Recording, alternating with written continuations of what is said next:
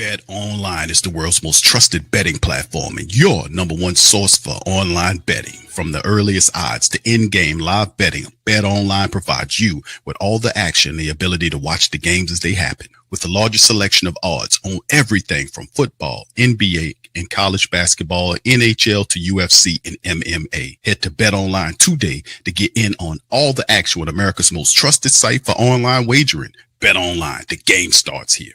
Bet Online is the world. Thank you for making Saints Central your black and gold home for the New Orleans Saints.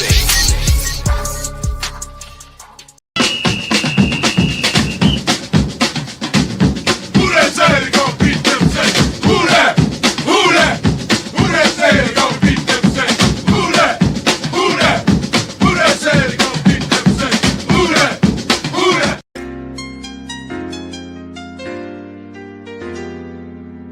Yeah. Boogie like Benson, I'm a who that. I'm a who that. Long as I'm living, I'm a who that. Lose or winning, I'm a who that. Sports coma, yeah, this is where we do that. Where we do that, where we do that, where we do that, where we do that, where we do that. Boogie like Benson, I'm a who that. I'm a who that. Sports coma, this is where we do that. Where we do that. Welcome, welcome, welcome. Somebody please better help. Running this thing like elf. I thank God every day I'm not a felt. Go to YouTube live with Big Q and the guys. If you ain't ride or die, the bandwagon get flipped. Been marching in, that was way for the ring. I was yelling out your shame for the championship. Fucking on town, duck down. Falcons, pluck, get shut down. Panthers ain't much touchdown. The vision really belong to us now. So much hate on the Saints, you could probably tell. Ever since Bounty Gate hit the NFL, when things seem fishy, and you probably smell the crooked referees on Roger Goodell. Yeah, money like this, and I'm a who that. Every day I'm living, I'm a who that. Lose or winning, I'm a who that. It's the sports coma, this is where we do that. Where we do that, where we do that, where we do that, where we do that, where we do that. Boogie like this, and I'm a who that. It's the sports coma, this is where we do that. You're listening to the Sports Coma with Big Q and the guys on the PRO Media Network. Brian Bresee jumps over and get his hand on the ball. Brian Bresee hops over, didn't touch anybody, puts his hand up and gets the right hand and touches the ball to deflect the ball, and the Saints come away barely. Brian Bresee put on a hell of a game, and they barely come away with the dub, man. The Saints escape New York. Escape from New York. The Saints get to win. I don't know what to think. They barely did it. And they win. Now I'm happy because the Saints beat the Giants. We didn't beat them the way we supposed to beat them, but hell, a win's a win, right? And it also, I'm even happier that the Saints win and the Falcons lose their fourth straight game.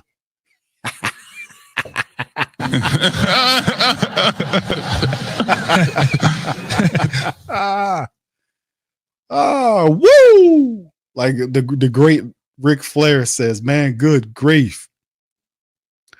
Man, that was awful.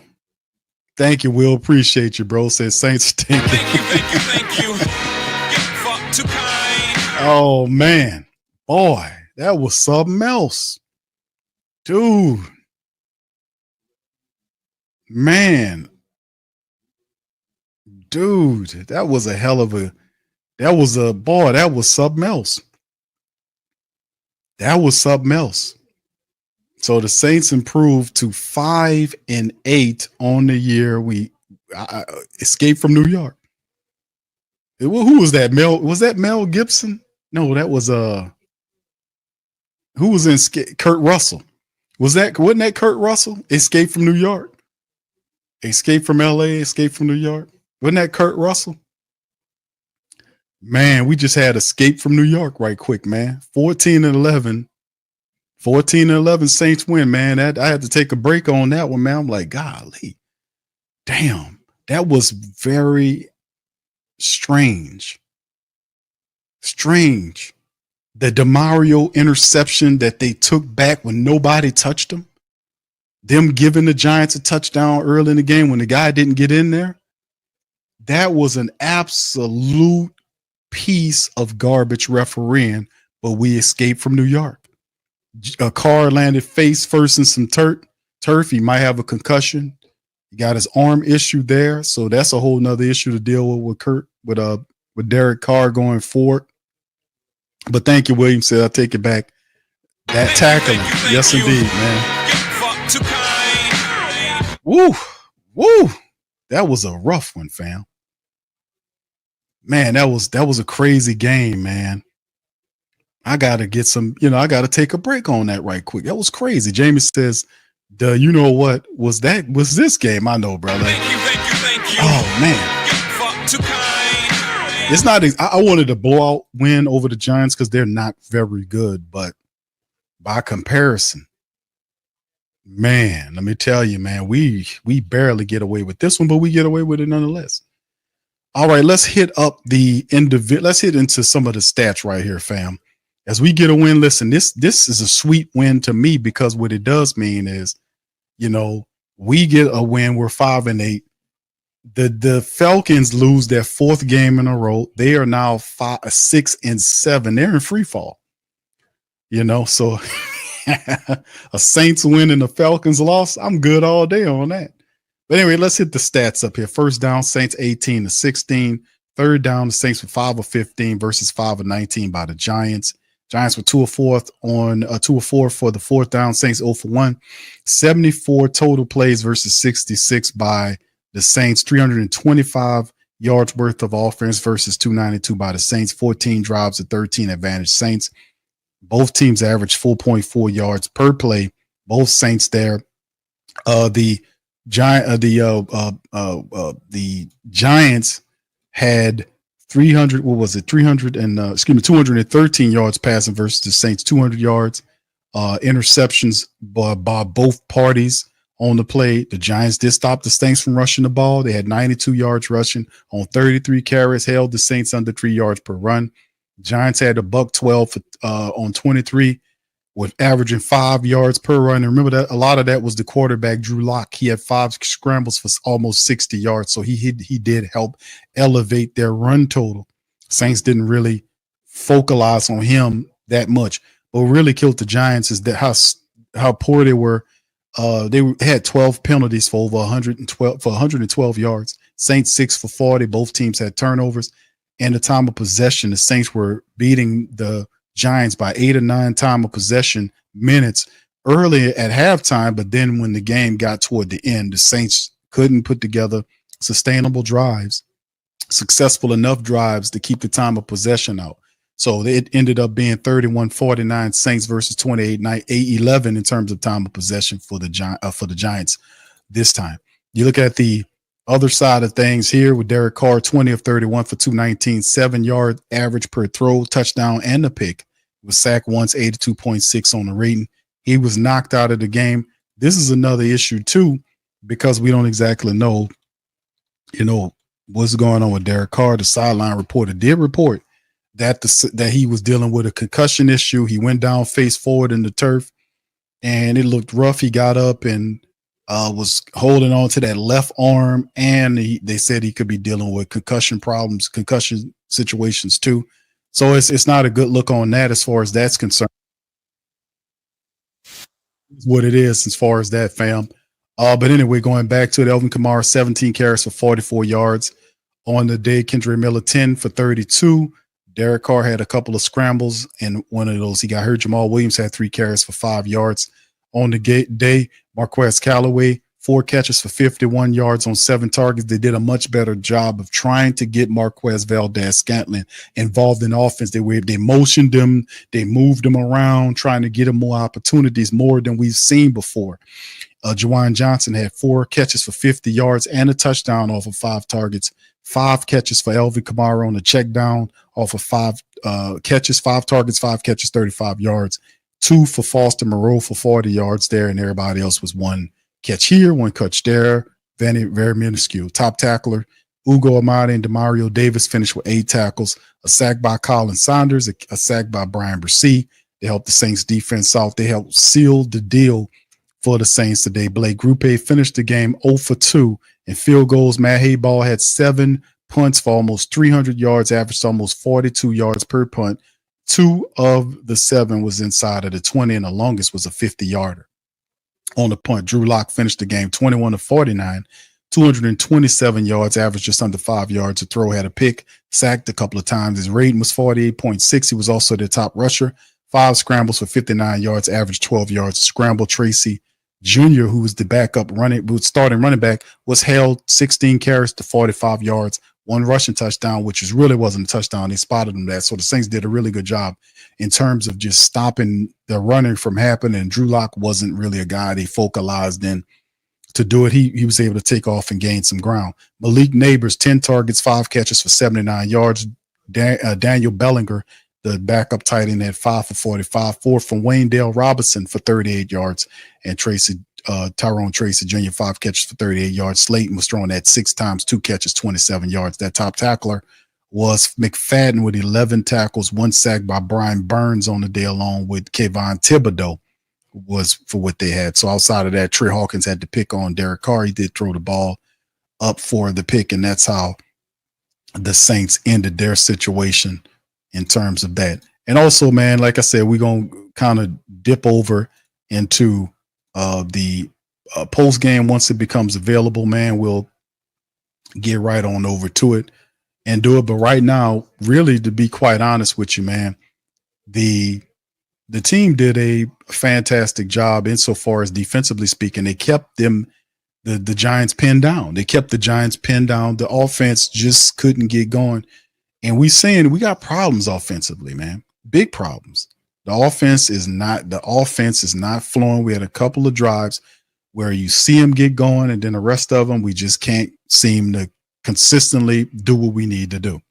Even if I'm like, okay, let's just focus on getting 3 touchdowns a game, however the case may be. And we just, that's something the Saints have to work on, to be quite honest with you, man. We got to work on that big time. All right. Anyway, let's go to some of these halftime stories before we're going to go back to the rest again. The Dolphins were able to beat the Jets 32-26. Like I said, the Saints escaped from New York. Kurt Russell and his joint 14-11, and they escaped from New York because them referees was cheating their asses off. Let's just be honest. They were cheating their what's off. They were giving people touchdowns that didn't make touchdowns, taking touchdowns off the board for people. They were cheating their asses off. But we escaped from New York. Jaguars beat the Titans 10-6. The Falcons go down again for the 4th straight time, 42-21. Got blasted up there. Very happy for that. The Eagles beat the Panthers 22-16. Browns fall to the Steelers 27-14. The Buccaneers did beat the Raiders, and now the Bucs are in control of the NFC South.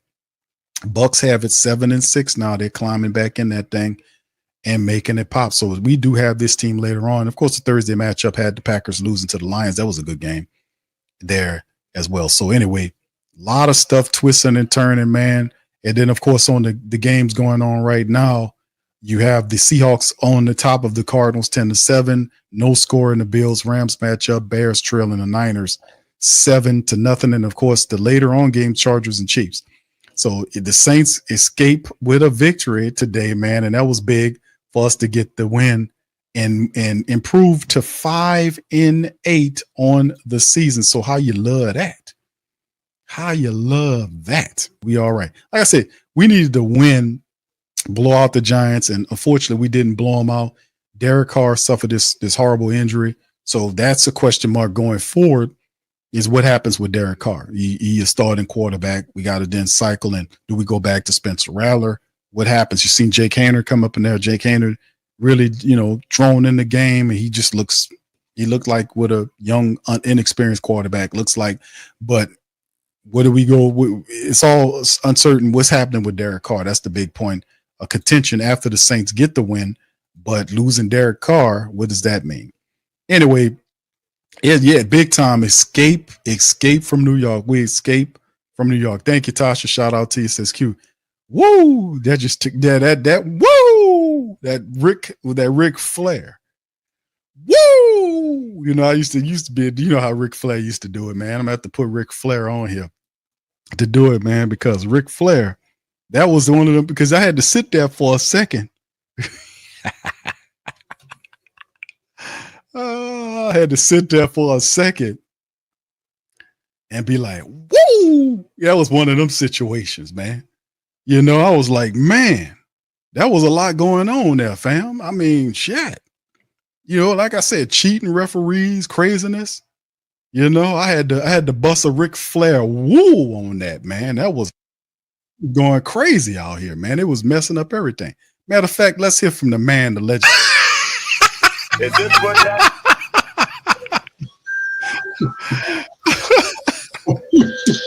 Woo! All right, man. Shout out to y'all, man. Appreciate y'all being in the stream. And this thing, Pop, you got a lot of noise behind you, man. I can't hear you that good. Hang on 1 second, Tom. All right, we're gonna bring Pops back in a moment, man. He gonna pop in there. But yeah, I just wanted to throw that in there. Ric Flair talking his mess. Y'all heard? That's before it, you know, all this popping stuff, man. Ric Flair was talking his mess. Yes. All right. Thank you, Tasha. Appreciate you. All right. Shout out to you, man. Milton says we need to clean up, man, to mop this mess. Thank you. All right. Here can clean up, man. I'm a friend, but I'm the cleanup man.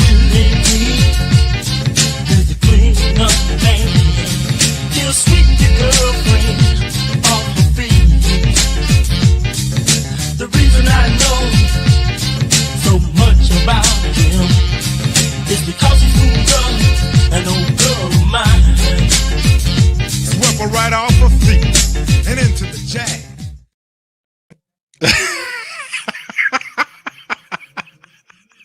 This way my brother used to dress long years ago. Oh man. Hey, Uncle Leon used to dress like that long years ago. he ain't used to dance like that, did he, Pops? He ain't used to dance like that, did he? You're just a little bit more cooler than that. That's all. Oh, there you go. There you go. But yeah, Pops said good. The Saints won. I call it escape from New York. That's what I call it. Escape from New York. The Saints escaped from New York. Referees was cheating their asses off in that game. They gave, like I said again, they gave the Giants a touchdown. They didn't even get in the end zone. They took away Demario Davis' interception return for a touchdown. Said that he was down when nobody touched him. Nobody. I don't understand. So they were out there cheating their asses off. So I'm just happy we were able to get out of there with a loss. Plus losing Derek Carr, that was a whole nother thing altogether, man. So it is what it is. Plus, I'm you know, it's not exactly the type of win I want. I wanted to see him to go up in there and just smack the hell out of the Giants and beat them in the ground. But that didn't work like that. We get a short win, 14-11. The Falcons got knocked off. They lose 4 games in a row. I'm really happy the fact the Saints did win today, and the Falcons lost their 4th straight game. So I'm very happy about that. So anytime the Saints win and the Falcons lose, as you can see here, it's the Falcon shirt, the official score tee that I wear from time to time. This is the score before it changed. Of course, y'all know the score tee. I got this one on. He lost again. So the Falcons crashing out, right? Well, the Vikings played them and smacked the damn feathers off of them, just like the last 4 teams did.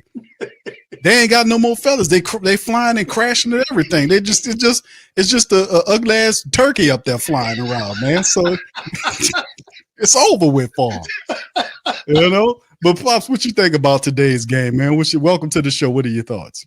Well, they played a little bit better than they did. I mean, they still revert back to some of the same plays, the predictable plays, and New York was smacking them down when they try to run those plays. The unfortunate that we lost. I don't know how bad Carr is. They didn't cart him off the field. I know he kind of went out on his own power. Hopefully he'll be all right. But they won. That's the most important thing. Defense played a good game. excuse me, because they held New York down, and I like the way they did that. They played pretty good. They could have got more interceptions because they were getting hit in the hands. But they got hit in the hands a couple of times and didn't catch the ball. I know Chase Young got hit right in the hand. Got bored hand, dropped the football. You gotta get turnovers to kind of smack New York. You could have got a couple of turnovers. New York would have been done like a Christmas turkey. But you know, yeah, like a Christmas day had been done. But they kept on hanging around. They almost got back in it. That boy got that field goal. We've been talking about overtime right now. That'd have been crazy too. But I thought I believe what his name is, Bresee blocked it. Brian Bresee, yeah. Mm-hmm. Yep, he got a finger or got a hand on it. Because they've been doing pretty good. They've been blocking the ball all day. They must have been about 3 or 4 times they actually batted the ball away. So they did a pretty good job keeping New York out the end zone. They got that 1 touchdown, but that was it. Yeah, Pops, I've been saying it, man. This is Escape from New York, man. And you can see right here, got Kurt Russell. Got Kurt Russell on the screen. There's Kurt Russell here. It was definitely Escape from New York. Them dogs was cheating their asses off, man. I ain't gonna lie to you, man. We definitely, I'm glad we got out of there with a win. That was one of the poorest, corrupt games I've seen in a long time. With them trying to do, and I was like, what's the spread on this game for these dudes to manipulate? But remember, that's how the games are controlled through the officials, so that the blame stays with the official. It never goes beyond the officials, even though they're part-time people. Nobody in the world puts the importance of NFL games in the control of part-time referees unless they're controlled by somebody else. So I mean, that's how the corruption it goes through, and this was very poorly officiated. They don't even talk about it, don't explain it. It's a big piece of garbage, in my opinion. Anyway, I didn't see where DeMario went down. I mean, he got interception. He got up, started running. He ran over to the end zone, but they didn't call a touchdown. To me, I'm still trying to figure out what was up with that. I don't understand what happened there. I don't understand. And Rizzy threw his hat and started pumping his finger or berated and cursed out Matt Hayball. But when that stuff happened with Demario Davis, he was quiet as a damn church mouse. And I'm like, you were supposed to throw your goddamn fist and pump it. What happened to him? I was like, man, what's going on with that? That didn't make any sense to me that was allowed to happen. He didn't even open his mouth. He didn't challenge nothing. Yeah, that's right. He didn't say a word. He stand over there like he had glue across his lips and his mouth wouldn't open. I don't understand. I just don't get what that was about to me. I didn't understand. What was that? That was incredibly corrupt for them to try to pull that bull crap with the DeMario. And if we had DeMario Davis, hopefully he'll get what they told him, because he actually intercepted the ball and ran it all the way. I just don't understand that. And I won't just glue in on it, but I just don't understand how he was able to make this and I'm trying to pull it up right here. This is the play right here. He was untouched. If I'm not mistaken, he was untouched till he decided to get up and run. This is the play right here. Let me see if I can get it going. This is the play right here with DeMario Davis intercepts. Now here's the throw. He threw the ball back in. DeMario goes up, intercepts the ball. Right. That's the interception. Mm-hmm. Interception. He falls down right there. Intercepts the ball, falls down. Nobody touches him. Nobody even comes close to him. Right. And he decided to get up and run with it. He gets up, run. Nobody touches him. They leave him alone, and nobody touches him. And then he runs this ball away. The referee comes and says that he falls down here in the NFL game. He has to be touched down by a defender to be down. Nobody touched him down. He gets up and starts running. That's a touchdown. The referees called it back and said he was down here. How was he down here? They went right past that. They didn't give any explanation for that at all. And I don't understand how they went there and how they let that go.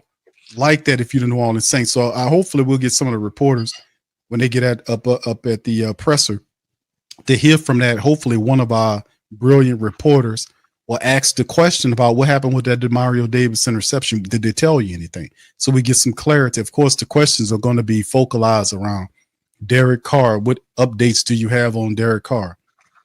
Based on what the reporters were saying is that he suffered 2 injuries, one to his arm and he had a head issue, which means he had some type of concussion issue. So he concussed himself. When he went down, he left his feet and went down face first into the turf. He concussed himself because nobody hit him. He did it. He leaped over, and I was like, oh, no, he's going to leave his feet. They tell him don't leave your feet. You know, lower your, if you're going to do that, kind of just lower your shoulder, whatever you got to do. No, I mean, he had the first down. All he had to do is lower his No, shoulder. he didn't, Popsy. He was short by 1. Mm-hmm. He was short. It was still 3rd and 1. So I appreciate him trying to do it because he got him 3rd and 1. But you never leave your feet. And he left his feet and went face down, crashing into the ground. Yeah. You know, really ugly, man. So he kind of hurt himself on the play. Oh, Yeah. yeah. Okay. Yeah. All right. So we gonna see about getting hearing from them, man. But the Saints are 5-8. We know that it's going to be fun watching the Saints go forward with this, man. So the biggest thing is we got to see what's happening with Derek Carr. We got to see what's going on. Like that Demario Davis play, I'm just really pissed at that play because you know that's just outright corruption that we seeing in real time. Them dogs doing that outright corruption. But at the end of the day, man, Brian Bresee had a really good game. He had a sack. He had the block. Field goal at the end that basically sealed the game because that was a chip shot. He's showing his athleticism. He leaped over the guy, leaped over the lineman, didn't touch him. Literally leaped over him. This is a 6'5", 300-pound man. Leaped over the offensive lineman, and as he was going down, had the presence of mind to put both hands fully outstretched in the air, deflects the ball, and wins the game for the Saints. So that was the play that did it. Phenomenal. That was a great effort by the Saints, and not in a more traditional approach because a lot of people were saying, "Hey, man, we this the Giants," but you know, like I said, man, the Saints still got a lot of issues struggling here that we got to clean up. OG says, he stupidly gave himself up. Yeah, but the thing is too, bro. Thank you for that, man. Appreciate it. Thank you. You're fuck too kind. I could respect him, bro, trying to make a play. You know what I'm saying? You know, I thought, but when you leave your feet, you're supposed to know how to land too. And he hurt himself on the play because he tried to leap over his wide receiver. And I was like, uh-oh. You know, I was like, you know, I don't know. That didn't look good. No, he leaped over his wide receiver, and I was like, uh-oh. You know, and the way he went down, it was kind of rough. So let's hear from Coach Rizzy. Here's Rizzy, man. Let's see what he got to say here. He's now 3-1 as the head coach of the team. Let's hear from Rizzy. Well, I have to thank all you guys here. We got you know, as I just told them, sometimes you don't get to pick the formula on how to win. And maybe sometimes you think the game's going to play out a certain way, plays out a little different. You know, we didn't particularly have a very good fourth quarter there, but found a way to make a play at the end of the game. Obviously, Brian with the huge block, phenomenal job by him. You know, but listen, the things we did well, obviously our defense, you know, pretty much controlled the entire game until the last quarter there. They started to move the ball a little bit, and obviously had a couple of chunk plays. But overall, obviously very happy with the defense in terms of the way we stopped the run. You know, overall, you know, Drew Lock ended up being their leading rusher. That's something we got to look at, something that's kind of hit us a few times this year with the long quarterback scrambles. We got to examine that a little bit. But as far as their actual running game goes, the two running backs combined for 53 yards, and that was a huge part of why we thought we could win this game today, and it's a huge part of why we won the game. You know, we got to get some things cleaned up. I thought our offense and our special teams had one of the worst halves maybe the worst half of the year in the first in the first half. We turned around and made some plays there in the second half, and obviously it's kind of ironic that we end up winning the game on a special teams play because we were having one of our worst days in recent memory. So, but again, great job of finding a way to win. It's never easy to win in this league, and so at least we come out on the road. We respond from last week. We get a W and go home with a win, and try to figure out some of these other things we got to get figured out. Yeah, listen, he's got a left hand that they're looking at. We'll kind of see what's going on with that. I really don't have any other information than that. They're going to do all the scans and the X-rays and all that, so we'll kind of play that by ear. But when he dove, when he made a phenomenal effort on his part to try to keep our drive going and get a first down there, just an unselfish player. Diving over the top there. He came down, and I think he tried to put his hand down to brace himself, and I think he just hurt his hand a little bit. So we'll see what they say. He said it was a concussion too. Yeah, I also believe he might be in the concussion protocol. I got to confirm that. But right now, I was just really talking more about his hand. He may be in the concussion protocol as well. We'll see what happens there. It's his left that was announced as right. It was his left hand. Rich, the cameras caught a impassioned exchange between you and K-Ball after that punt return that got called. Just kind of That's what you're calling it, a passionate exchange. A passionate exchange. Well, listen, I'm passionate about everything. And listen, everybody has a job to do. Everybody has a 1/11th to do. You guys that follow our team know that I'm a big accountability guy, and that was a big part of our game plan today. And he wasn't executing the game plan. So I'm gonna say this: his last punt was outstanding, and it really helped us. Actually, I think his last two punts, second to last punt in particular, was really, really good. Pitting them back, didn't get any return yards. That's really what we were trying to do all day. Our first three punts weren't good enough, and so that passionate exchange, I let him know that that's exactly how I felt. So it probably came across a little bit more than that, but me and Matt are fine. Are you talking to both of y'all during the exchange? Yeah. Listen, I love AK because AK is a guy that's very, very observant and sees everything. And you guys know that have followed AK for a while. He's a little bit of like a lay in the weeds guy, but he sees everything. He's very, very observant. And, he just was trying to be the peacemaker there. So, and he came back around and said, Riz, man, I never know you'd lose your shit on the punter like that. So, I mean, he was just trying to calm me down, just trying to calm – listen, he's a team guy, but that's kind of where we're at. Could you talk about the athleticism from Brazil on that block field? I mean, it was a crazy play for his side. Phenomenal. Let's play that we started practicing. We've had it in a few times. We kind of put it in this week on Friday. We repped it a couple times on Friday, and it was kind of like we were out there on the field, and it was like we were running it. We're like, hey, you never know. Game could come down to this, and look what happens.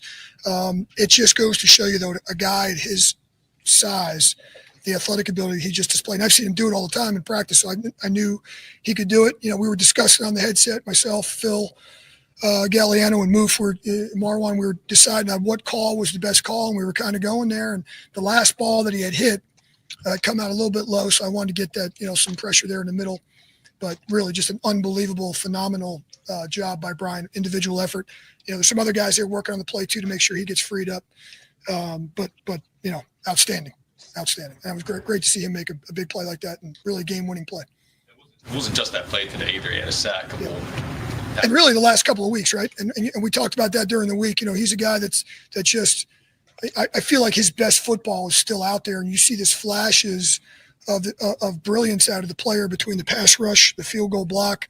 He's made a couple of huge plays a couple of weeks in a row. You're seeing a lot of the reasons we drafted the player. We drafted Brian in the first round. And so these are some of the things. We talked about some of the things he continued to get better at, first, second down. But, man, his pass rush, his field goal rush, those things have been outstanding. Can you talk a little bit about how important the victory was in terms of keeping you in the mix at this point? Yeah, huge. I know another one of the teams at the top of our division lost again today, so that it keeps us in the mix. I mean, listen, we're down here to the end of the year. It's the middle of December already, and when you're playing games that still matter and still count and still have a chance to affect the final outcome, that's a big deal. And so here we are with 4 to go, and so as I just said to the guys, that's why we practice with a purpose. we go through the week with a purpose because we're still playing. We're still in contention, and so trying not to be a big picture guy, but it's always nice to have that out there so you can focus on the now and not worry about that, and that there's still that opportunity for us. Now that it's over, can you say what this meant to get this win here? And were you able to hold off those emotions for most of this week or this day? Yeah.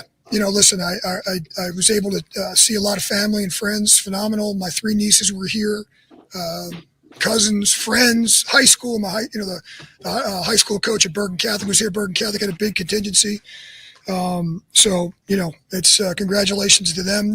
Just 2 Fridays ago, they won the state championship right here on this field against Don Bosco. So another state championship for them. So it's great to see all those people, my friends I grew up with, some family. So I got a little emotional there when I came out to the field and saw all them.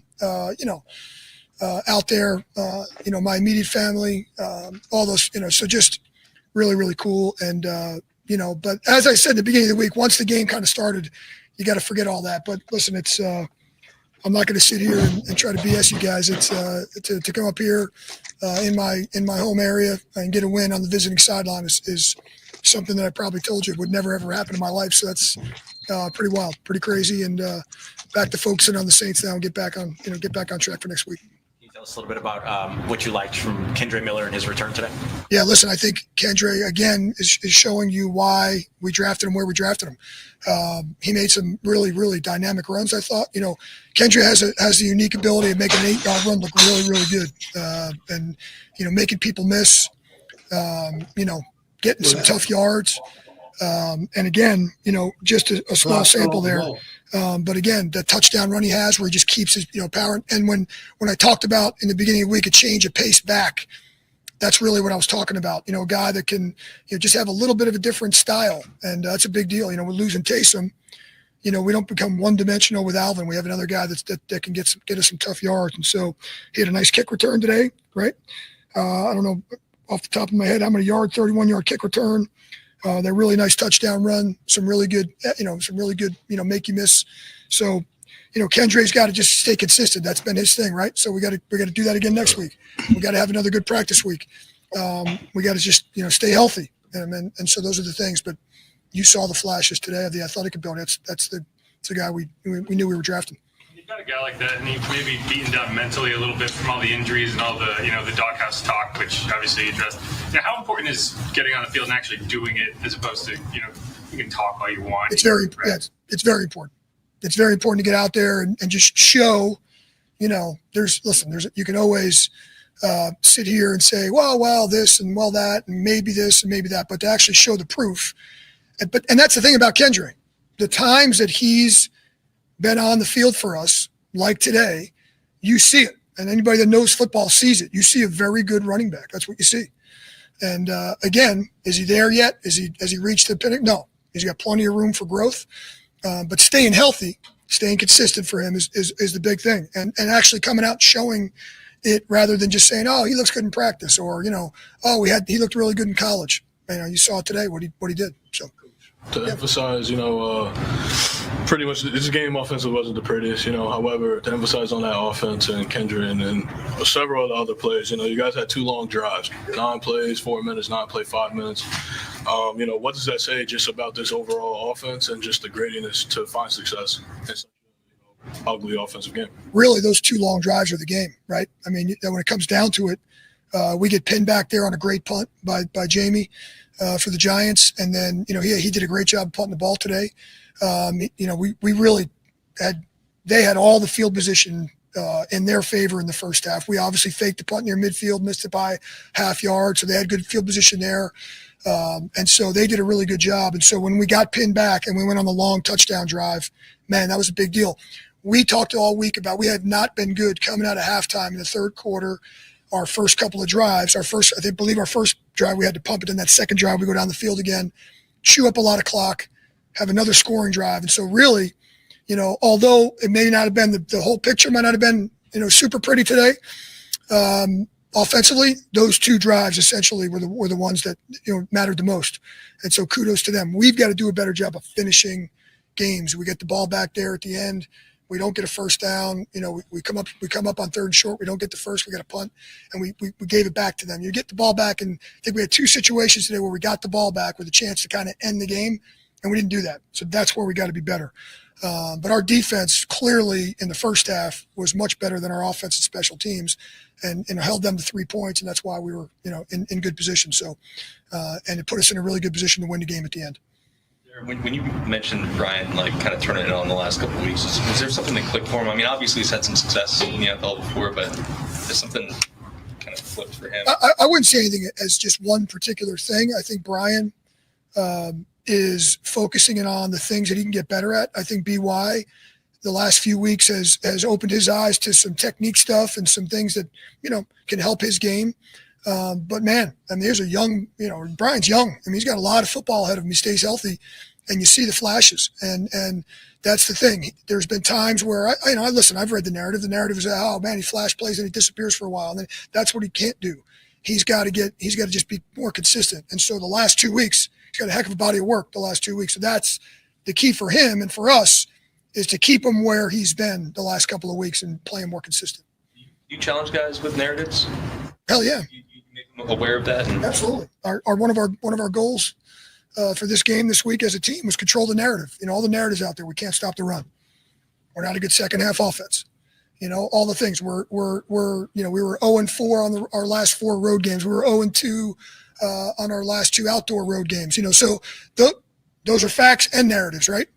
And so my challenge to the guys this week is by your performance, you control that. And so yeah, not only do we challenge them individually, we challenge them unit-wise, team-wise, so I think that's important. I think it's important that those guys know they can control that.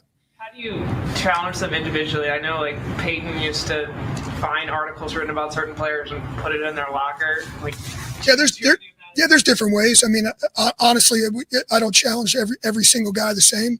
I'm not going to challenge AK and DeMario and Cam the same way I'm going to challenge some of the younger guys, Kool-Aid and Trevor Penning and Tally and some of the younger guys and Kendre. There's differences there. Guys that have been doing it a long time. So I think the thing you got to be creative as a coach. You got to find different ways to challenge guys, and it really depends on where they are in their career, in my opinion.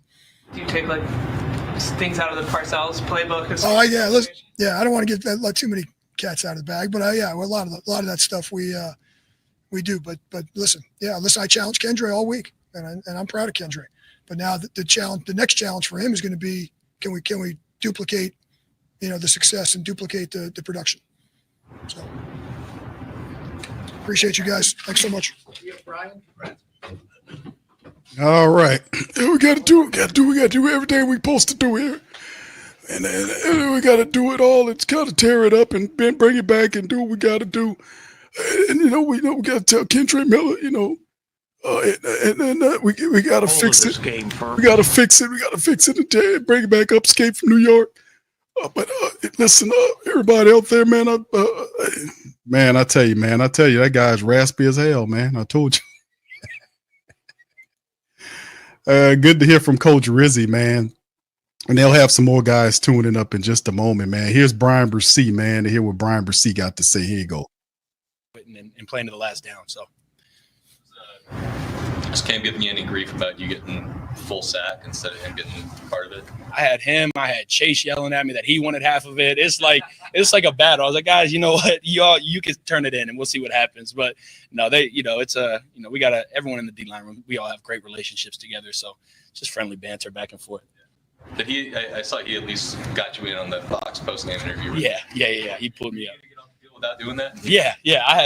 He grabbed me. I was trying to run out of into the locker room, but Cam's a great leader. One of my really good friends on the team, somebody who I look up to, and somebody who's been awesome for me.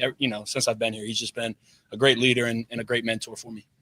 Did you guys see something with just getting a hand up in the locks throwing lanes? I think he had 4, 5, 6 passes batted down. Yeah, I mean, I think that's not specific to him. I think that's just a something that kind of happened today. Just, I think it's an every week kind of thing. You want to get hands up, when you don't get a pass rush or you're not going to get there in time, you become, a pass defender, not a pass rusher. So, guys did a great job of that. Cam had one, I had 1 or 2. So just getting our hands in throwing lanes and trying to help the DBs out as much as we can if we can't get there. And kind of going back to the Rizzy challenging thing, like, has he or other coaches brought up like narratives to you, saying like, Brian isn't this or isn't that, or they like challenge you in that? Yeah, no, I don't think specific to that. I think more of just it's more team stuff, and then I think when it comes to challenging players, I think Rizzy does a good job of leaving that to the position coaches, and he'll kind of oversee it all, but he has a lot of trust in the position coaches and guys like BY, who's been awesome for us, and definitely challenges everybody on the team. And, for you specifically, what has BY meant? Yeah, BY has been awesome ever since I've been here as well. Like when I first got here, just I came from a lot different scheme in college, which it was different than what we play now. It was a lot of movement, a lot of stunt stepping. So, there wasn't a lot of me just, playing base technique and that kind of stuff. So when I got in, he was, the first guy to get me out early to practice every day, working stuff with me. And he's just continued to do that for me throughout these last 2 years now. So he's been great. He's been great. Appreciate it, guys. Thank you.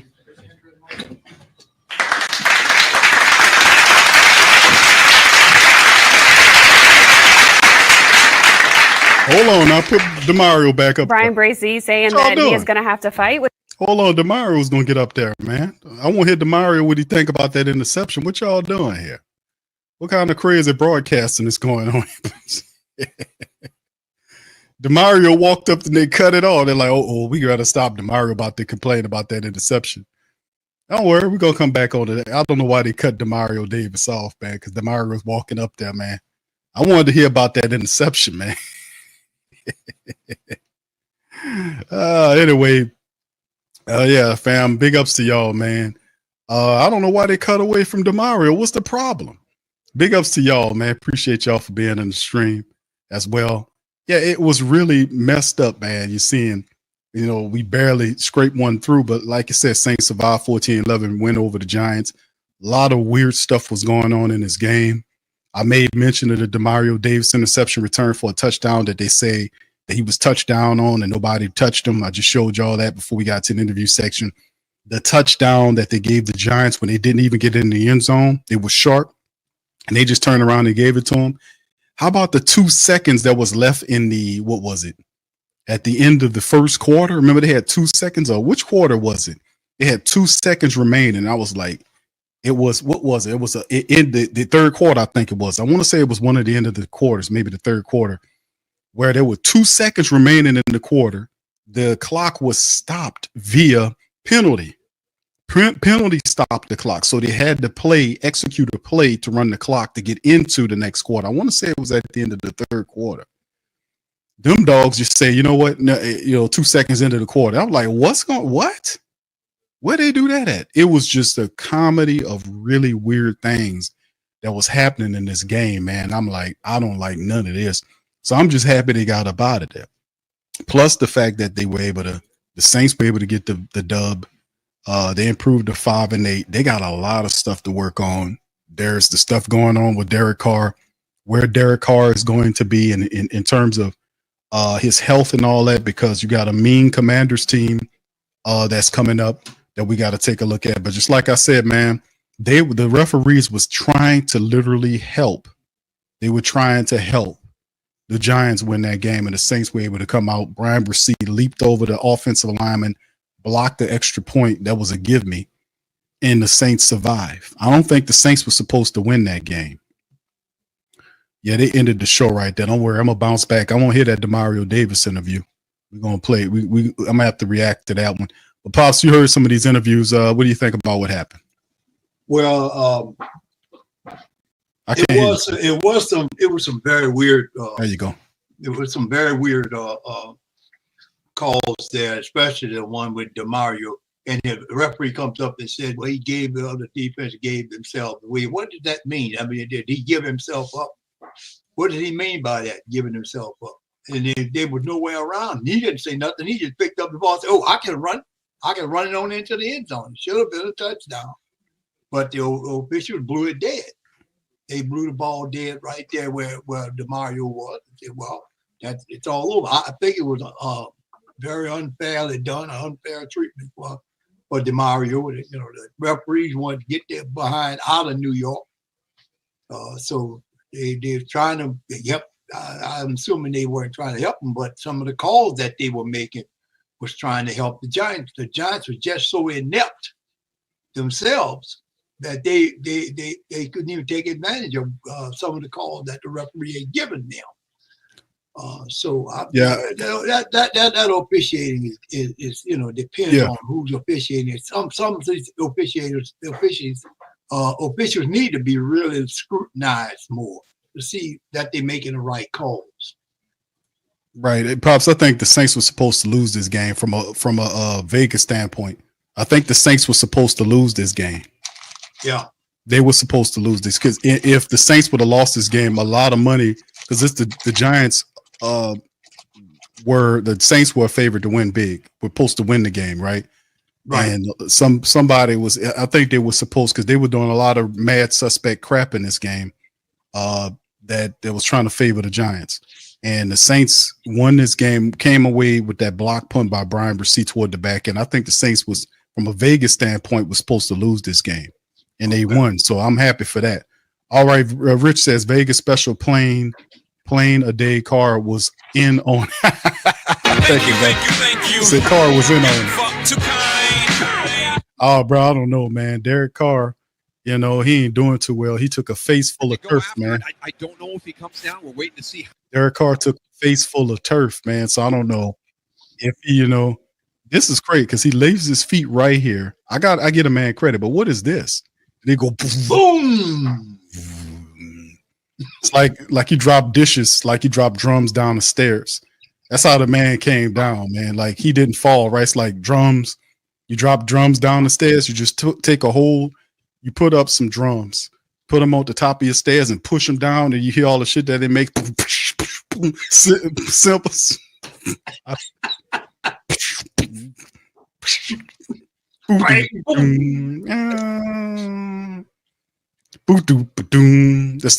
It's just because you leave your feet, you got to come down, right? And he tried to leap over. I don't know what he was trying to make a play, and I'm not mad at him for trying. He was out of bounds too when he came down, so they wouldn't have counted. The down in distance wouldn't count.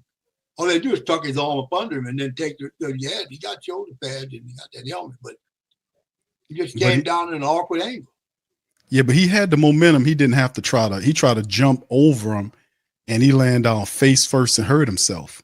Mm-hmm. He literally hurt himself on his drop. He left his feet, and I'm like, no, don't drop. Just, he could have got behind Kevin Austin Jr. because Kevin Austin Jr. was blocking the guy.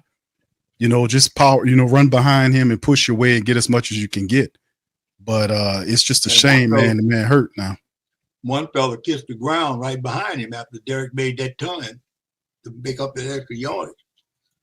Yeah, and then he went face first into the turf. And the way his body, how you can see right here, he concussed himself because he lost trying to jump over the man. And then you can see right here, look how his body bent. Like his face is in the turf. Yeah. His body's bent awkwardly up. So it's just, we figure out what's going on with this. They'll show, he said he hurt. You can see he landed on that left shoulder. Right. Going down face first. So he probably concussed himself, he aggravated that shoulder. And he was holding that arm. So we'll see how it all goes moving forward, man. But I get a man. Then it looked like he turned that wrist on that left hand, when he's going down. So, and he fell on his wrist, on his hand. His hand was at a bad angle. He's trying to break his fall. And then when he did break his fall, his arm turned kind of up under him. Yeah. And he fell, put all his body weight on that hand. That's why I heard Brizzy say something about a possible hand injury. Yeah, that's unfortunate. But that's not his passing arm. That's not his passing hand, is it? The right hand? The right hand is his passing hand. Right, but it looked like he fell on his left. But I'm looking at this right the way he fell. Yeah, he fell on his left hand. So I don't think it's just the damage is going to be to his right hand, but I know he did land on one of his hands. I don't know which one it is. Did you tell? Because the way he's laying down. His right hand is cuffing the ball. The left hand is underneath him. Right. I'm So thinking that's the one. That's the one I that's- believe that he might have injured. You see what I'm saying? But Right. we don't know yet. They get the preliminaries out the way. We'll be able to see exactly what happened. Yeah, and then the thing about Derek Carr too is like he been dealing with a lot of stuff here to try to do that, to jump over the receiver.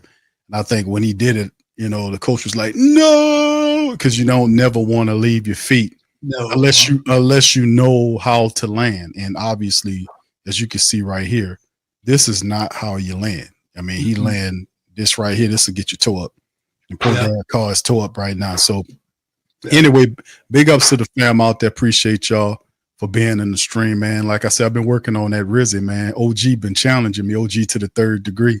Been telling me to get my Rizzy together, man. And I've been trying, man, to get the Rizzy. So hopefully by the end of the year, fam, my Rizzy will be as good as my Mickey. So Mickey and Rizzy can have a conversation for y'all at the end of the year. Hopefully that's what I'm aiming at for my Rizzy to be up on my Mickey game, so I could be able to hold the conversation between Rizzy and Mickey. That's good stuff.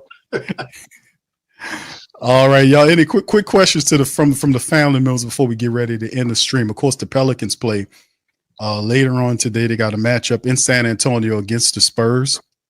It's going to be an interesting matchup there. I think it's 6 p.m. tip-off time. We'll be doing the live scoreboard. Then after that, we'll have the Pelican post-game report, a PPR final, recapping the Pelicans and Spurs matchup. The Pelicans are also a 5-win team looking to try to do a little bit better and kind of put together. All right, OG says, LMAO, you got it.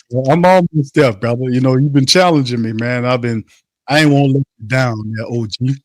I had to do it. And I was telling you, I was trying to work out the raspiness because he ranges. He don't stay at one place. And when I be listening to him, I have to be able to then,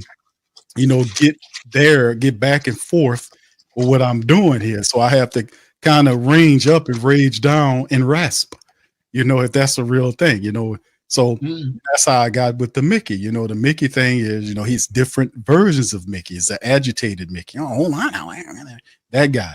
And then there's the raspy of Rizzy is it ranges because his voice is completely blown out.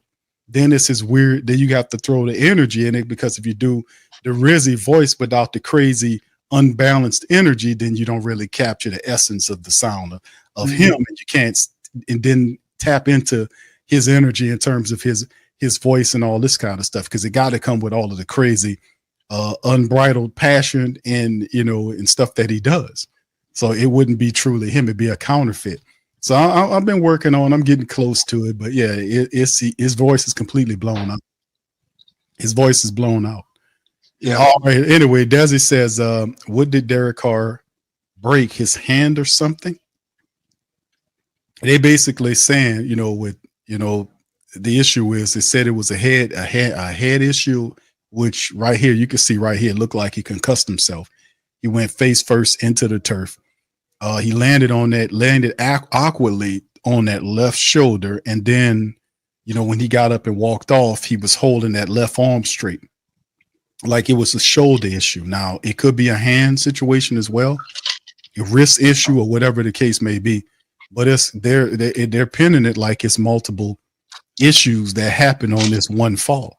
And it was a terrible fall because he left his feet and he didn't exactly have a clean runway to land. It's like he leaves his feet here and he's trying to jump over his own wide receiver. Matter of fact, right here, he's on top of his wide receiver head. And so when the receiver gets from up under him, he Supermans himself face first into the turf. As you can see it right here, he Supermans himself in front because Kevin Austin Jr. clears out of the way, and then he got a free runway to land head first into some turf, and boom, bam, beam. He came down like somebody dropped a whole box of expensive dishes, and it wasn't a good looking fall. It just boomed. So I mean, I don't know, man. It's like when you drop a set of drums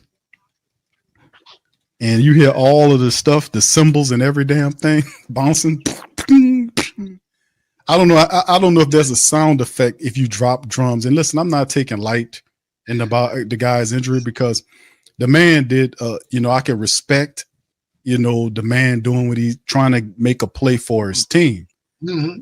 But I'm trying to make people understand what a set of drums sound like when you push them down the stairs. I don't know if I can find a sound effect that's close to that, because you got to have the cymbals, and every damn thing. Like you push them down the stairs, you should all just capture that in your minds. If you take a full set of drums and push them down a flight of stairs, what kind of sound would it make? What kind of sound does it make? What you hear cymbals and shit, all that going on. That's what I'm thinking in my head, man, when I see stuff like this happen, man. So hopefully he'll be all right. All right. William says, Q, do you think the Saints rebuild now? Oh, no, they're not going to rebuild right now. This is a win. Even though they beat one of probably the worst team. I think this is the worst team in the NFL. The Giants, they beat them. They came out with it, but with Derek Carr hurt, and if it's a concussion, then he's definitely gonna miss the Commanders game. If it's a concussion, and based on the severity of the shoulder or the hand or whatever, the wrist or whatever the case may be, that's another thing. But that's the negative news. The good news is that it gives you a week of preparation to get the next guy involved to get ready to play. Whether that's Spencer Rattler, I'm thinking it's Spencer Rattler. I think it's Spencer Rattler. That's what I think it is, but we'll see how it all goes, man. But I don't think they do the new rebuild yet, man. And plus, Mickey Loomis will squash all attempts to rebuild because he's still in control of the team and he ain't going to do that shit. Jack says Carr looked at the schedule coming up and said, how do you get out of this? I don't. All right, YO. Okay. He said my new okay, I got you, brother. All right. Any other questions for the fan before we go? 504 Coach says, doesn't make sense. Carr was done playing this year. They will put him on the IR. I don't think we'll see what's happening with it. I don't want to try to because I don't know exactly how it's going to go, but it was just an ugly, nasty fall the way he did this. I don't know why he left his feet like this, though, because look, if he keeps running, you can see right here, Kevin Austin Jr. has the guy blocked out. But if he goes behind, if he runs behind Kevin Austin Jr., you can see players are closing in. He didn't have to jump over him. All he had to do was run behind Kevin Austin. Run behind him. He didn't, and the guy's coming, and the guy would just simply have tackled him. But he tries to go over two players. And then they split they part like the Red Sea. And he just Supermans himself right face first into the turf. And that's not, and then the way his body position, the weight of his body is crashing, all the weight of his body is crashing down on the face and the shoulder regions. His body, see how his body's lifted up, his legs lifted up, all that weight is right here on his front, on his face and the shoulder area, the left shoulder area. That's pretty rough, especially for a guy dealing with some injuries himself. So he messed himself up on this, trying to make a play for the Saints. So you got to give him some credit. The guy was trying to make a play. Yes, now, people can make fun of him. People can make fun of him all they want, but I can't get a man, I got to get a man some props for trying to he hurt himself trying to make a play. Right. So a lot of people don't like Carr. I get it. But you got to give him some credit on that one, man. Because if he hadn't done it, people would have saying he's a softie. But the guy made a play, tried to make a play anyway. So, all right. Shout out to you guys. Let's see. William says no Q. Do they rebuild? Okay. Do they build? No Q. Who do they build around? I mean man. I don't know, bro.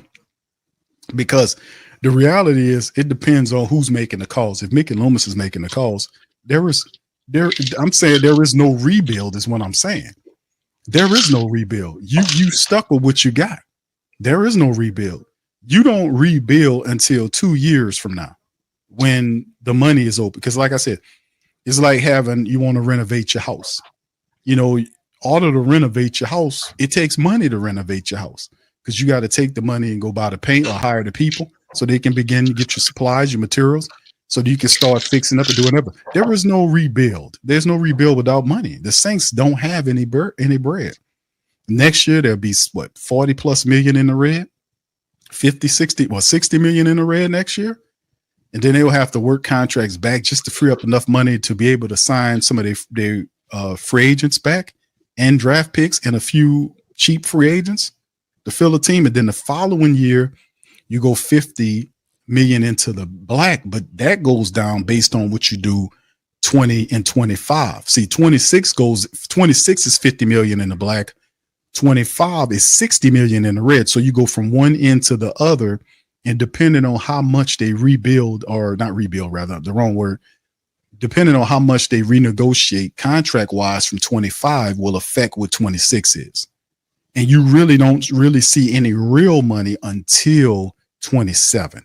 That's when you get over $200 million back in revenue for the team to operate. And then that's when you be in a rebuild mode. But as long as the Saints have DeMario, Tyrann Mathieu, and these contracts, Derek Carr's contract, ain't no building.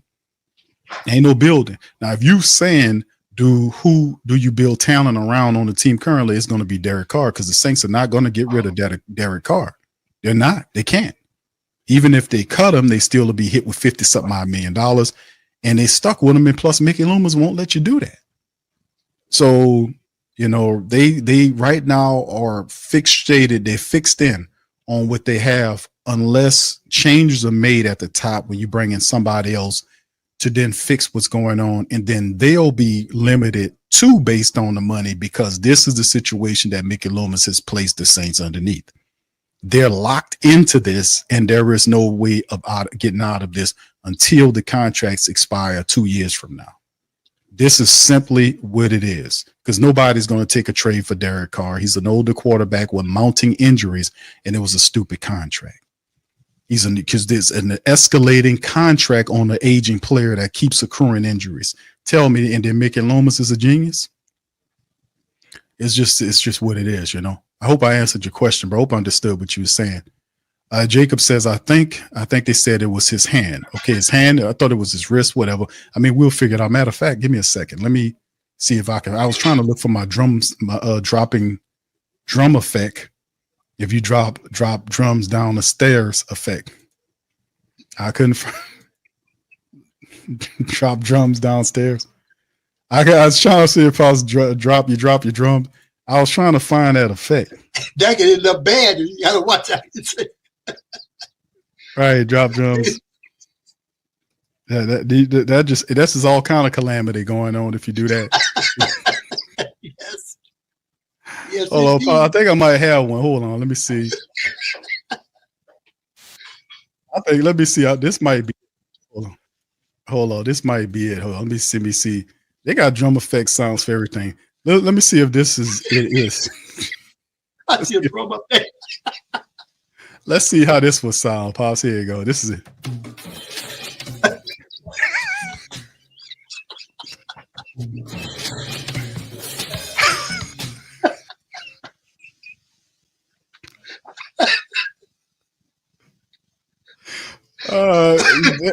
Is that about right, Foss? Is that about right? Is that about right? That sounds right.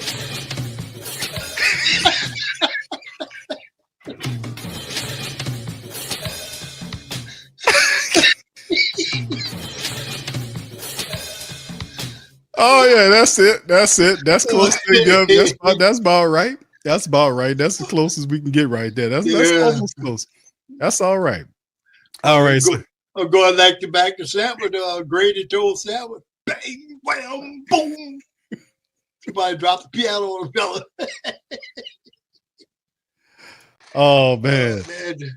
Hey, listen, man. It's all the good fun, fam. No, it's all good. That's all the good fun.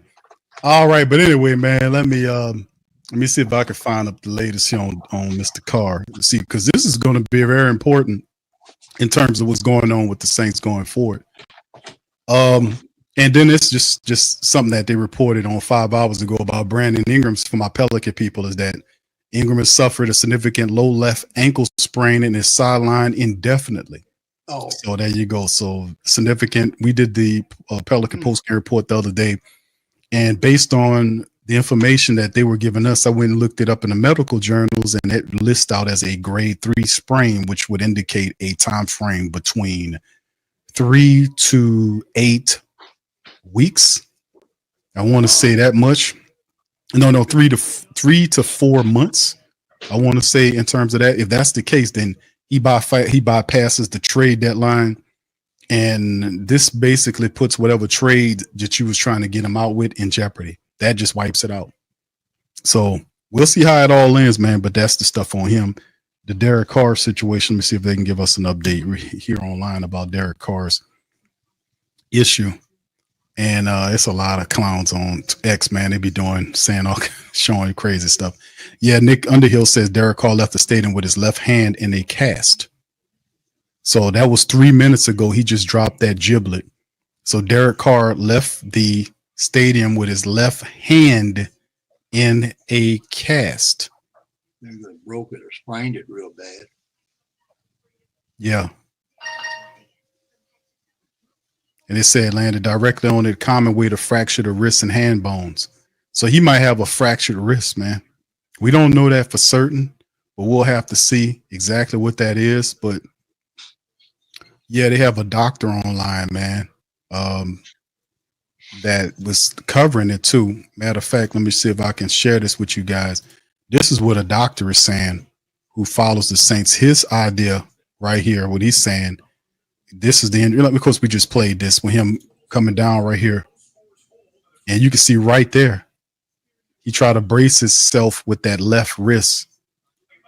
And it came down right there in his face. So it's multiple things going on. So, and this was with Tom Christ, who's the doctor online. It says injured on this play, not moving his left arm as he walked off the field, landed hard on his left hand, which would lead to concern for a wrist forearm fracture or wrist sprain, possible shoulder, but less likely. We'll see what the reports say. Said landed directly on it as a common way to fracture the wrist or hand bones. And as you can see, this is the doctor, right? Doctor of physical therapy, board certified orthopedic specialist. Shout out to Tom Christ online, man, giving a little scoop, his physician expertise on the Derek Carr situation. So, there we go, fam, doing a little research on the side, man, because that's what it takes nowadays, man. Sometimes you can't wait for it. But Nick Underhill said 3 minutes ago said that he left the game. He left the stadium with matter of fact, here's Nick's tweets that he shared here. He said Derek Carr left the stadium with his left hand in a cast, I'm told. He also says Carr has a left hand injury, not right as announced. So that's some of the things reported by our most trusted beat writers and insiders with the Carr situation. So if that's the case, then you expect for Carr to be out for, a number of times. So we'll see it. We'll just have to wait and see, man, to the official reports, and we'll probably hear more in Monday's stream. We'll hear from him. Taylor Prince Design says, Q, the end of your broadcast is emotional, sad, like when the lights come on. At the club, right? You got to get your ass out of there. You done had enough fun. Now it's time to go. Thank you, Taylor. Appreciate you, brother. All right, thank you, bro. But hey, you had fun today, didn't you? Didn't you? Watching this sorry game today for the Saints, man. It could have been very depressing, but we kept it lively, man. We laughed, we played the drums falling down the stairs. We could have probably lost our starting quarterback for the rest of the season. But, here on the Sports Coma, man, we try to keep it lively, man. It's just what we do. But we're going to play that Demario Davis interview tomorrow because he went up to the podium and they cut him off, man. So more than likely they're going to release that interview in the terms of on their website in terms of the video. And I would love to hear Demario's take on why they just cut it off. I never seen them do that before. Demario's about to ask him about that interception. They cut that off. All right, JT says Q, Atlanta has imploded. Indeed. It says, yes, Carr is going to be on IR. Yeah, this is going to be difficult, man. So 4 games remaining in the season, you're going to have to go with your backup. I don't think after this, watching this footage, Carr is going to be available for the Washington game. What you think, Pops? I don't see any way, because a hand injury like that, got it. If his hand's immobilized, most likely he's not going to be able to play for the Saints. And I'm a little worried about the Commanders because of the legs of Jaden Daniels. I mean, we have struggled with running quarterbacks, in this league playing against them. I mean, even Luck ran for good yardage against our defense. We still have not found ways to stop or spy a running quarterback. I know previously Peyton, people like him, they would put a spy on the quarterback just to make sure he don't take off and run if he can't get the ball out. I don't know if they have the proper personnel to do that, but it is what it is. And I'm gonna tell you right now, Jaden gonna wear us out if he's healthy, and then he could run for first downs. Because Luck actually had one opportunity to run for a first down. What he did, he turned to the left for some crazy reason. I don't know what he did it for, but he turned to the left, and so he was stopped short of the first down on one of those plays. So we're not too good at stopping running quarterbacks. So we gotta get good on that. I mean, Jameis ran on us a little bit. So we got that's just something we got to pick up. That's going to be our main. I think one of our main focal points when we play against the Commanders. I don't know too much about them. I know they've won a few games, and Jaden is leading them pretty good, So I don't know. I'm a little worried about that one, especially when we lost Carr. Carr he's not all that good a quarterback, but he's the best. He's the best we had right now. If they put that other kid, they put Haener in there, it's gonna be three and out just about every time. But at least with Spencer, we have a guy that could possibly take off and run. Okay, so hopefully we'll be able to get the win. Go take the defense playing the way they're playing right now, stopping the run. But they really did improve greatly on the run stopping. I'm really impressed with them on that because there wasn't too many runs the Giants was able to get on. They had a couple of nice ones, but normally the teams just run up and down the field on the Saints. They weren't able to do that this time. The Giants weren't able to do that this time on them. And I'm looking. That's what I'm feeling the Commanders are going to do. They're going to run the ball on them. People with their running backs, and then Jaden Daniels with his legs. We got to be very good because that young man can play. The man can play. The young man can play ball. He's good. We got to be able to find out how to stop him because if you don't stop the run, it's going to be a long day for us. Yeah, the Commanders, they won. They beat the Titans big, and they're 8-5 coming into the Dome against the Saints. And if Carr, and you're right, the reason why it's like, even though the playbook looks limited with Carr, that's just the play calling of our offensive coordinator. He will have to get for it to happen. And like I said, I'm going to just wipe Carr off the board. I don't think he returns, and he's ready for the Washington game. So I'm going to just pretend like, he's there. He's not there. So the Saints will have to get either Spencer ready for action this entire week, which means we have to open up the playbook. We got to get some things going here. I want to say it's the fourth week, so we should hear something about Chris Olave, whether or not he's getting ready to come back or not. That'll be a help, too, to have Chris Olave and Marquez Valdez-Scantling. Hopefully the Saints, and they're not going to do it, but go out and find some more wide receiver help to kind of help, or at least try to get Mason Tipton back involved in the offense because of his speed component, to have a guy at another weapon there, and he done inactivated Mason Tipton. He's a young player. He makes mistakes, but he's a young player. You got to let him learn. Let Mason Tipton get out there and get some play. Let him get out there because he has a speed component where he can stretch the defense. We need Pettis for the kick return game. We need Mason Tipton for his speed. The guy totally don't know how to use these guys, man. I mean, he really does. He struggled. Yeah, and you're right. JT says he's sick of seeing this Clint Kubiak dude is severely limited, man. Severely. He started off really good, and then he just fell off a cliff. His play calling is ultra predictable and laughable. In the offense, a lot of times the offense stalling and stammering is because of his play call and his inability to get these guys in position. It's just ridiculous.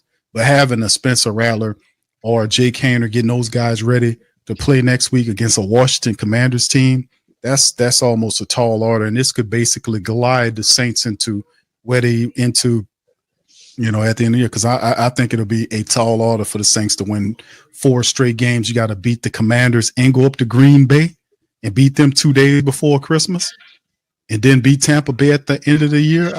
I'm just saying that's almost laughable based on what they did today against one of the worst teams, if not the worst team in the NFL. So I just think it's a laugh in the hat, Pops.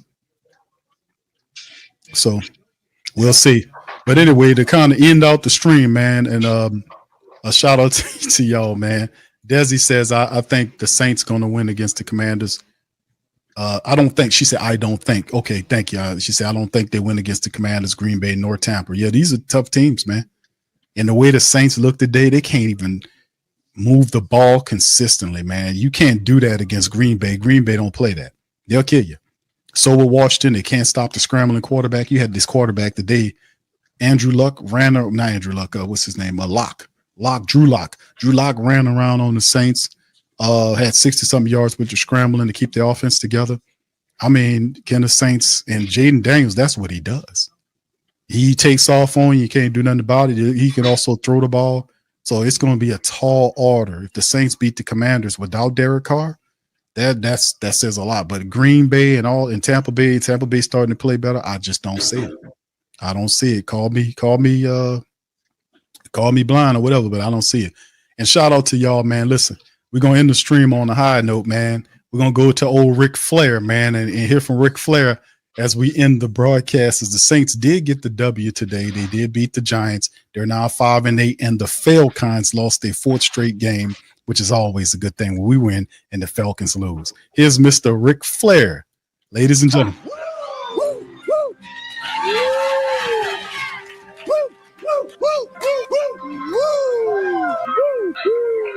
Silent, draw silent.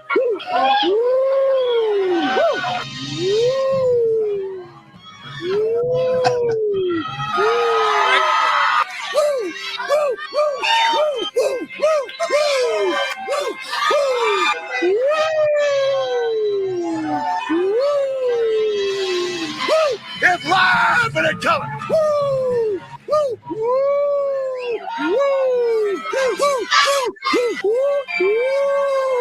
Slow down.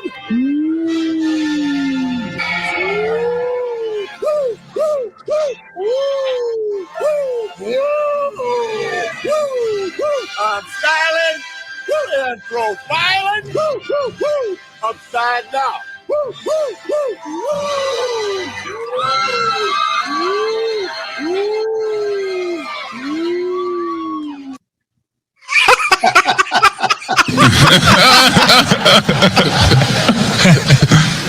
Oh man. All right, man. We're gonna get out on that. Listen, we appreciate y'all for chiming on the show, man. I hope y'all had some fun, man. The Saints win, the Falcons lose, and we just heard Ric Flair. Woo! And we up out of here. Much love. Who that to you? Yeah. Boogie like Benson, I'm a who that. I'm a who that. Long as I'm living, I'm a who that. Lose or winning, I'm a who that. Sports coma, yeah, this is where we do that. Where we do that, where we do that, where we do that, where we do that, where we do that. Boogie like Benson, I'm a who that. I'm a who that. Sports coma, this is where we do that. Where we do that. Welcome, welcome, welcome. Somebody please better help. Running this thing like Elf. Thank God every day I'm not a Felp. Go to YouTube Live with Big Q and the guys. If you ain't ride or die, the bandwagon get flipped. Been marching in, that was way for the ring. I was yelling out your shame for the championship. Bucking on town, duck down. Falcons, pluck, get shut down. Panthers ain't much touchdown. The vision really belong to us now. So much hate on the Saints, you could probably tell. Ever since Bounty Gate hit the NFL, when things seem fishy, then you probably smell the crooked referees on Roger Goodell. Yeah, Buggy like this, and I'm a who that. Every day I'm living, I'm a who that. Lose or winning, I'm a who that. It's the sports coma, this is where we do that. Where we do that, where we do that, where we do that, where we do that, where we do that. Boogie like this, and I'm a who that.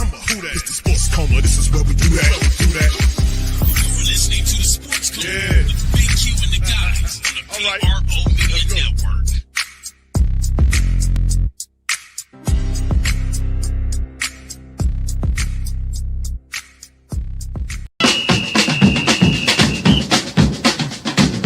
Who that say they gonna beat them Saints? Who that? Who that? Who that say they gonna beat them Saints? Who that? Who that? Who that say they gonna beat them Saints? Who that? Thank you for making Saint Central your black and gold home for the New Orleans Saints. Bet Online is the world's most trusted betting platform and your number one source for online betting. From the earliest odds to in-game live betting, Bet Online provides you with all the action, the ability to watch the games as they happen. With the largest selection of odds on everything from football, NBA, and college basketball, NHL to UFC and MMA. Head to Bet Online today to get in on all the action with America's most trusted site for online wagering. Bet Online, the game starts here.